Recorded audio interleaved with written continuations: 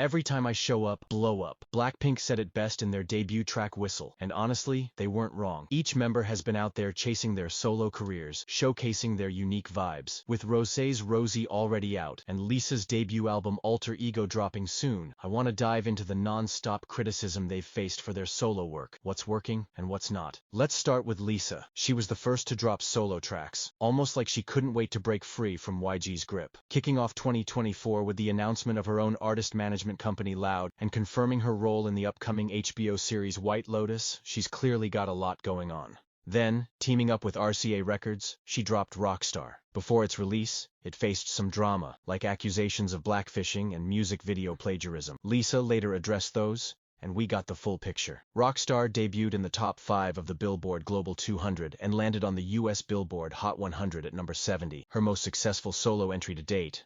Honestly, Rockstar feels like an upgrade from Lisa. The production is way fresher, tighter, more focused, and definitely less dated. There are some cool production details throughout that keep the song dynamic, even though the hooks are super repetitive. The repetitiveness did get some criticism. And yeah, I get it, but I actually think it works here. It's intentional, playful, and super campy, in the best way.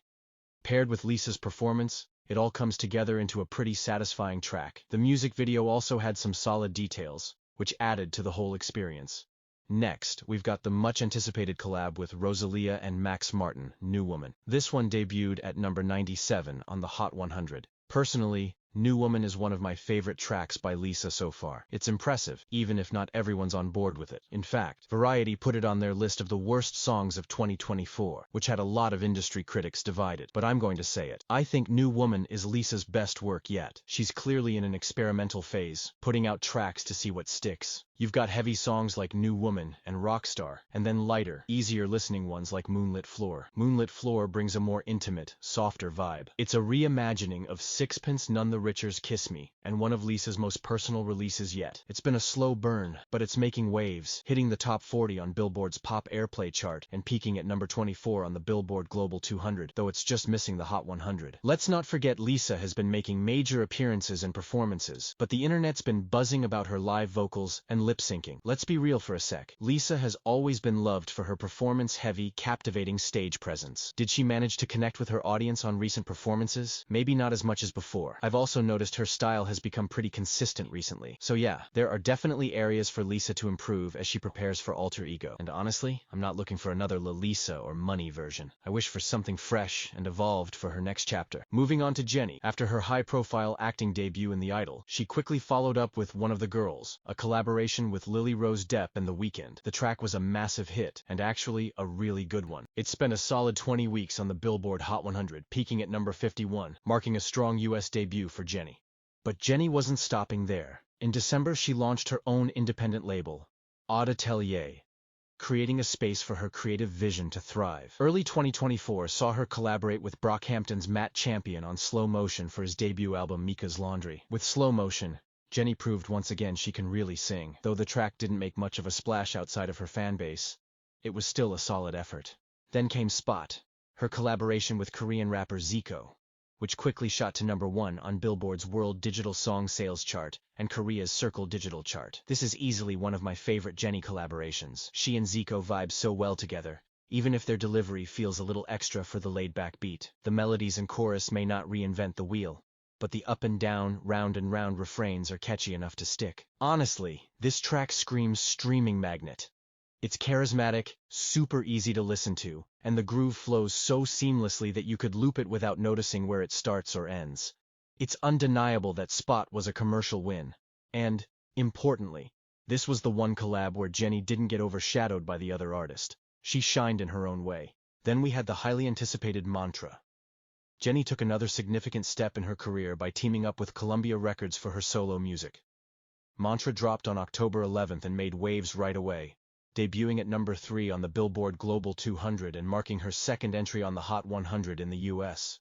In many ways, Jennie began her solo journey with a self-confidence anthem. However, it did receive a fair amount of criticism.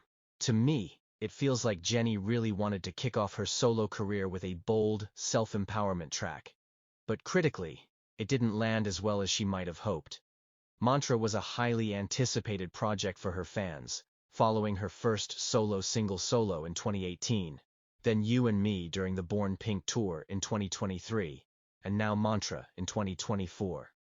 The hope was that this song would level up Jennie as an artist and position her as someone to be taken seriously in the music world. But did it succeed in doing that? Honestly, maybe not quite as much as we'd hoped. I can say this for both Jennie and Lisa. Audiences want them to sing more than just, "I'm so cool, I'm the best, I'm pretty, hot, rich, fun."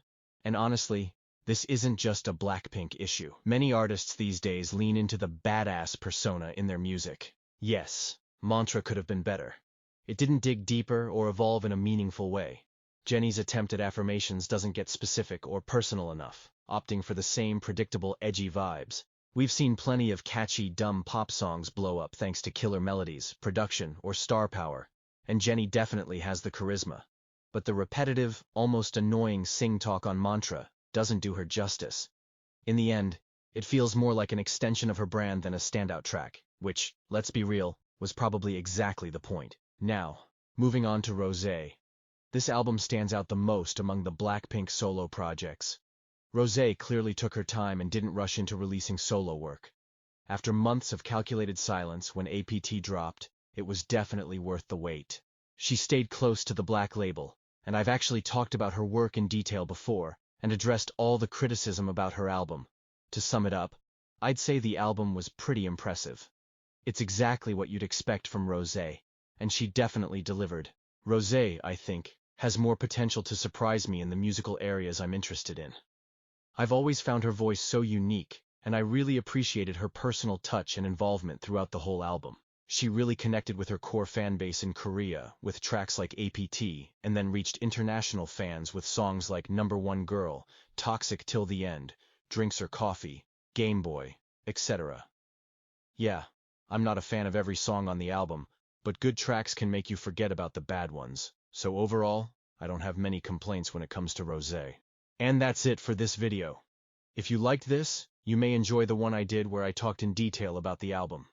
Having extremely good marketing and not the actual songs. Her ads are literally everywhere, even in my app store. The album being about her ex also feels like a publicity move to me. Okay, let's break down. First of all, yeah, Rosé's marketing is insane. I mean, she's basically seen on a number of podcasts. She has done interviews and ads, can apparently be seen on your app store. The girl is everywhere. But let's not pretend that marketing alone can make someone blow up. Her songs did connect with people. We all know what a big success Apt has become, which skyrocketed her fame to a whole new level. And before anyone says in the comments that, oh, APT's hit because of Bruno or her album success is just because of him, stop right there. If you've seen her interviews, you would know this song was her idea, and she even thought about not releasing this song because it might not resonate with people and the theme of the song being taken from a drinking game. But the song really hit a nerve, didn't it? Using the classic Korean drinking game, the way Gangnam Style pulled from Korean culture but made it global, it was a genius move. It's one of those tracks that Of course, feel free to share your thoughts in the comments down below.